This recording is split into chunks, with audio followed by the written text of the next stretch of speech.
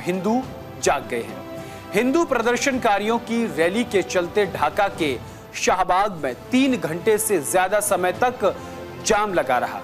यात्रा अवरुद्ध रही।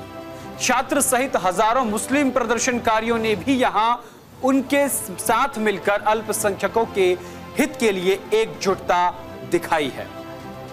बांग्लादेशी हिंदुओं को शेख हसीना के प्रधानमंत्री पद से इस्तीफा देने और भारत भाग जाने के बाद हिंसा और लूटपाट का खामियाजा भुगतना पड़ रहा है। कई हिंदू मंदिरों, घरों और व्यापारिक प्रतिष्ठानों में तोड़फोड़ की गई थी। इतना ही नहीं, बांग्लादेश की पूर्व प्रधानमंत्री शेख हसीना की अवामी लीग पार्टी से जुड़े कम से कम 2 हिंदू नेताओं की भी मौत की गई थी। उनको मौत के घाट उतार दिया गया था। अल्पसंख्यकों के खिलाफ अब हिंसा जो है वहां बढ़ गई थी। अल्पसंख्यकों के खिलाफ हिंसा के बढ़ते मामलों को उजागर किया गया। आपको बता दें कि ढाका के एक ढाका ट्रिब्यून अखबार के मुताबिक अल्पसंख्यकों के अधिकार की वकालत करने वाले एक प्रमुख संगठन बांग्लादेश हिंदू बौद्ध ईसाई ओकिकाई परिषद ने मुख्य सलाहकार डॉक्टर मोहम्मद यूनुस को एक पत्र लिखा और उस पत्र को जारी किया है।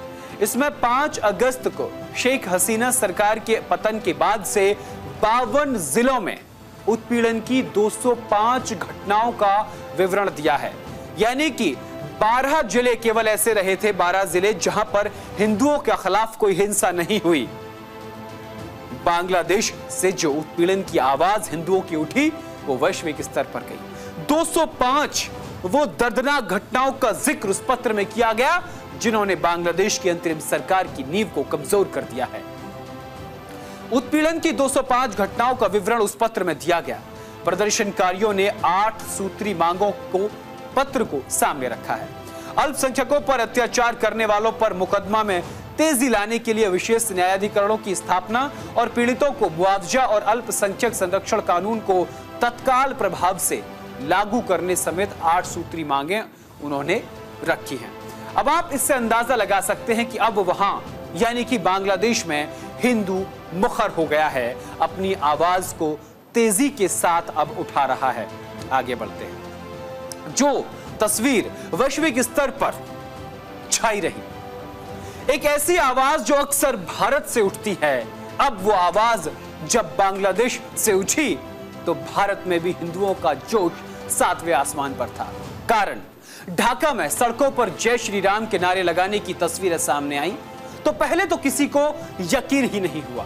ग्राफिक के जरिए आपको दिखाएंगे। लेकिन यह सच है कि बांग्लादेश की सड़कों पर जय श्री राम के नारे लगाए जा रहे हैं अब, क्योंकि बात जब जान पर बनाए तो एकजुट होकर खड़े होने के अलावा दूसरा कोई चारा नहीं बचता।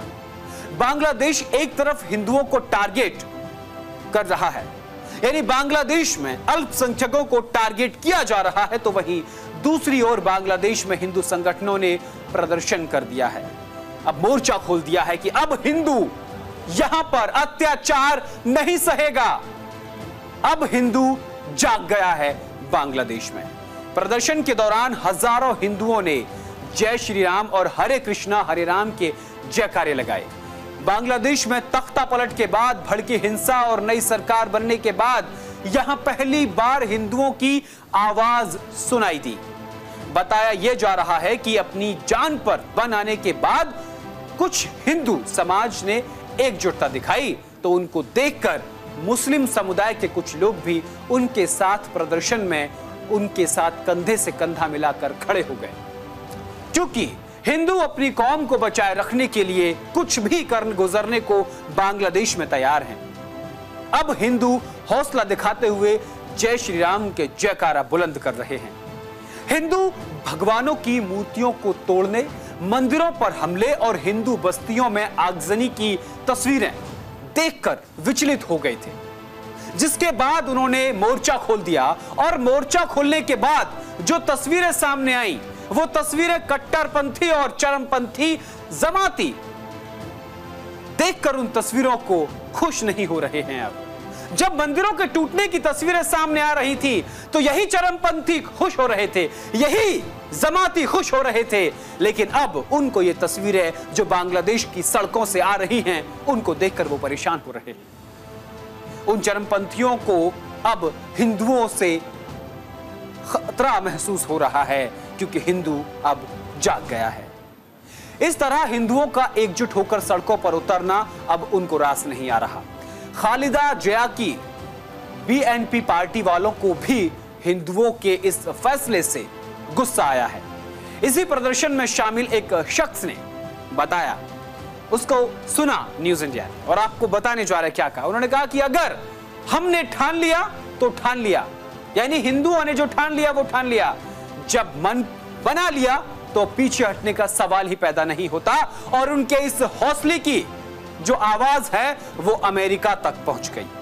इसीलिए न सिर्फ बांग्लादेश की सड़कों पर, बल्कि अमेरिका में क्या हुआ, ब्रिटेन में क्या हुआ, हम आपको अपनी खबर में आगे बताएंगे।